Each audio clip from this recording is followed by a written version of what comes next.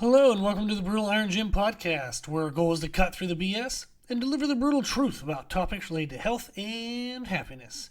Today's podcast number 1784. The topic is Q&A and the title is Why Stubborn Muscles Won't Grow. Oh no.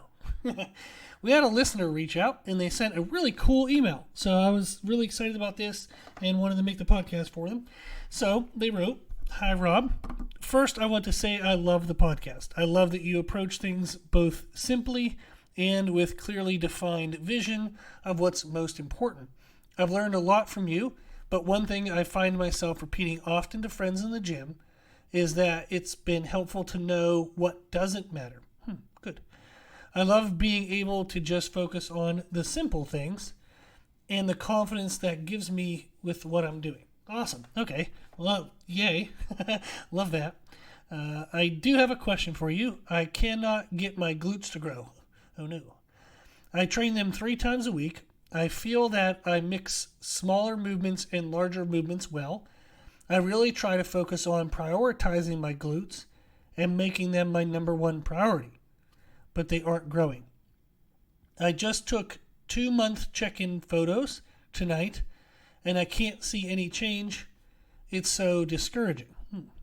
I was wondering 2 things. Number 1, can you give any advice as to why my glutes may not be growing?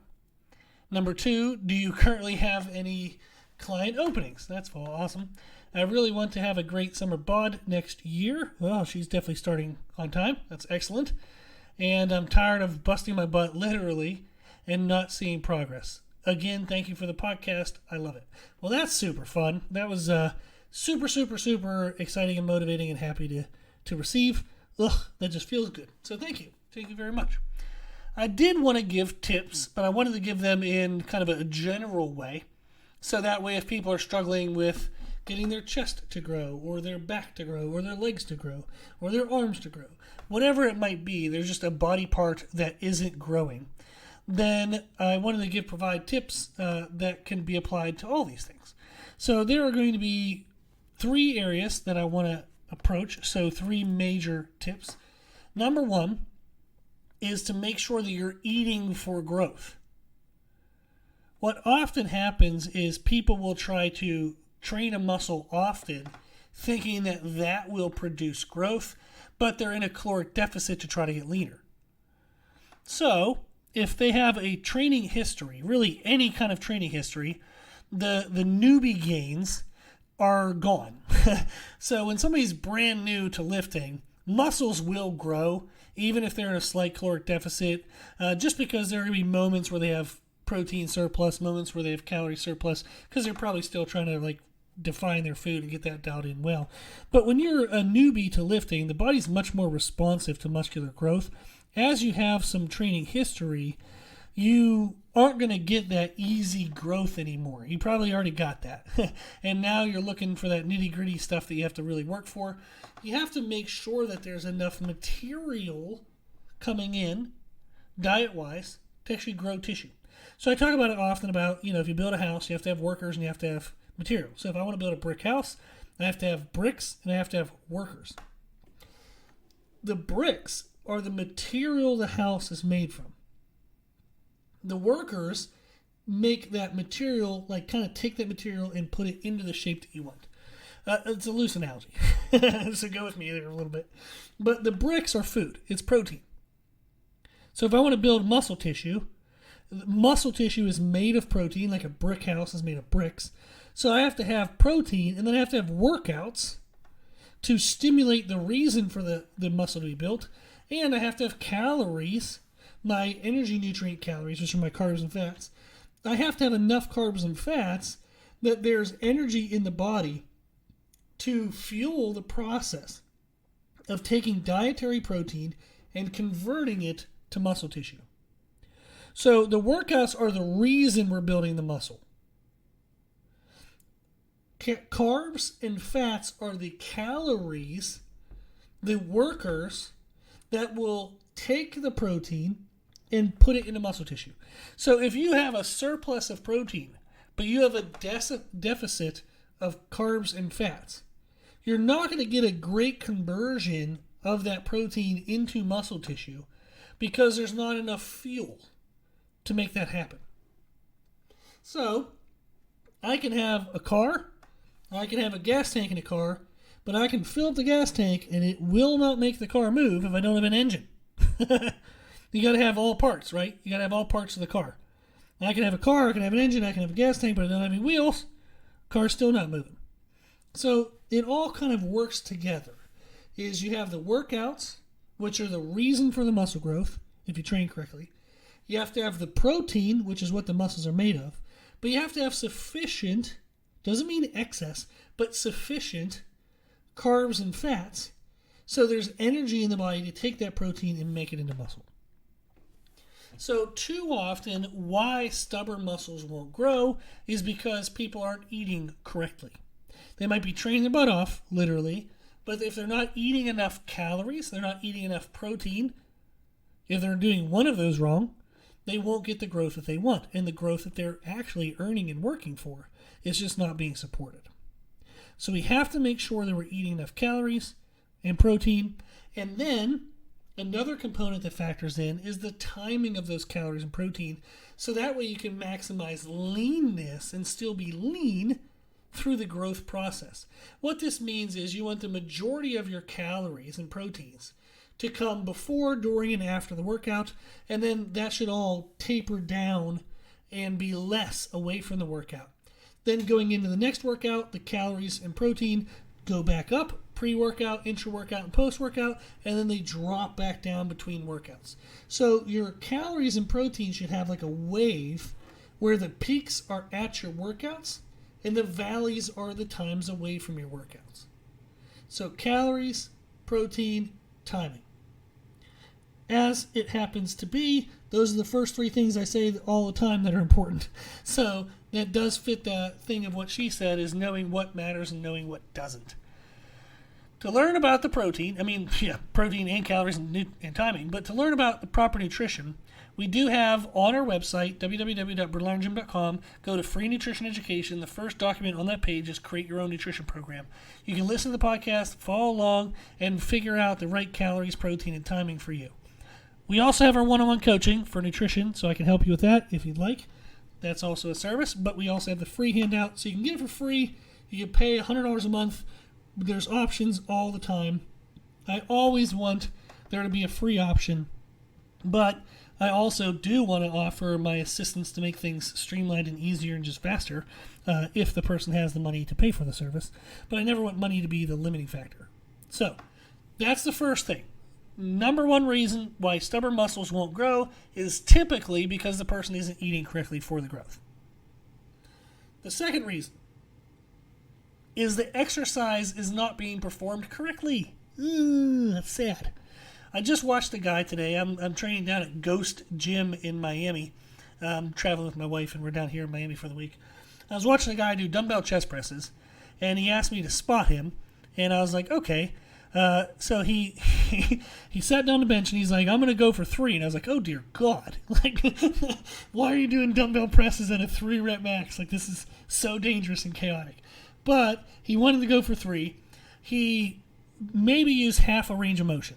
It was the top half, so it was way too heavy. He didn't really understand how to move properly through it. But he got the 3, and I said, congratulations. And I started to turn away and put my headphones in, and he goes, thanks, man, I'm just really struggling to get my chest to grow.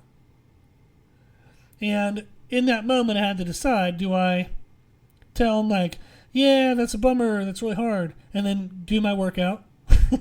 Or do I, like, would the person be interested to know why their chest isn't growing if their chest presses are only the top half and there's no real chest stretch or chest involvement? It was definitely the mindset of just heavier will equal growth, and that sure as hell is not true. Absolutely not. You have to have the proper mind-muscle connection, proper range of motion, proper technique, and then the heavier you go, the better. But all that technique stuff, the mind-muscle stuff, has to be there first.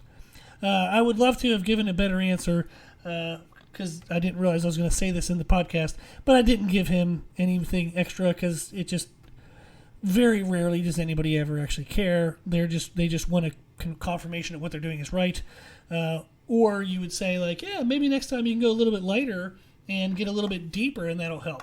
And they're like, well, I've really been working up to these blah, blah, blah, and I think the heavier I get, blah, and it's like, I don't even care. I just want to work out. So I wish I had a better answer. I probably shouldn't have told that story, but I didn't help him. That's going to come back and bite me in the butt. I'm going to feel guilty. But that's an example where he was struggling to get his chest to grow, and it made total sense because he didn't even use his damn chest in the exercise. So, ugh. Now, there are often also cases where people are a lot closer to getting a movement right, but there's still something a little bit wrong with it. Let's think of RDLs, or stiff leg deadlifts, for glute growth. People tend to go too low to where their lower back starts to round and takes tensional stress away from the glutes. And when they come back up, they tend to pull through their lower back, and they tend not to push their hips forward. It kind of is this like bent knee kind of half deadlift motion. So it's mostly lower back. Or they use a partial range of motion, but it's like the bottom half, not the middle half, and they're mostly just working their upper hamstrings. So they're really damn close, but they're just not isolated into the glute. And it really depends on arm length, depends on femur length. There's a lot of body individual differences. But for most people, the mid-range, the middle, say 80%, even the middle 60% of a dumbbell RDL, that's going to be your glutes. Once your shoulders get above your hips, you might be flexing your glutes, but there's really not much weight load on them anymore. And at the true bottom of the motion, you're probably actually more into hamstring stretch tension than actual glute load. So you mostly want to be in the middle 60 to 80% of the range of motion, and you want to think of tucking your butt underneath your hips rather than pulling the weight up with your lower back. There's a lot of nuances when it comes to how to move during an exercise that will determine which muscles are taking what amount of the weight load stress. Too often people go too heavy and they allow too many other muscles to help. Or, unfortunately, they go so light to try to isolate the muscle that is so damn light that it's not actually causing muscular damage. I saw a lady one time doing skull crushers with 8-pound dumbbells, and she said she wanted to get a bigger bench press. And I was like, oh my God, I feel so bad. You're kicking your butt, but 8-pound dumbbells are not going to damage the triceps. They're not going to really do anything to the triceps. The triceps might burn, but they're sure as hell not going to get stronger from 8-pound dumbbells. So sometimes people go too heavy. Sometimes they go too light. Sometimes their technique is off and the right muscles aren't actually being kind of the main focus. But exercise technique is often a second reason to nutrition as to why stubborn muscles won't grow. A third reason is programming. Just exercise selection, the wrong exercises. An example of this is for chest growth. One of my clients was training at a commercial gym, and he's been using the Smith machine for chest presses, and he felt that he liked that better than a barbell because it gave him more stabilization, and he felt like maybe he could get a better chest stimulus. But he noticed that initially it felt like an improvement, but his chest still hasn't grown. Whenever we talked, I had him send me a video, and I said, dude, you have really short upper arms. And I actually do as well. And I said, a straight press, what's called a non-converging press, isn't going to help you grow your chest. You need to have convergence in that motion. So we got to do a lot more flies, and or we have to find a converging chest press machine. So the non-converging press, whether it's a barbell, Smith machine, or an actual machine, that isn't going to help him due to his anatomy. So exercise selection was a key component. Another example I saw was, again, I'm sorry about picking on people and ghosts. This is just all I do all day, and it's something you see and you can't unsee it. But there was a girl, she was doing Bulgarian split squats, and she had a preloaded barbell on her upper back, and I felt so bad. She was using a bench, a dumbbell free weight bench. She was only like 5 foot tall, so that bench was way too high.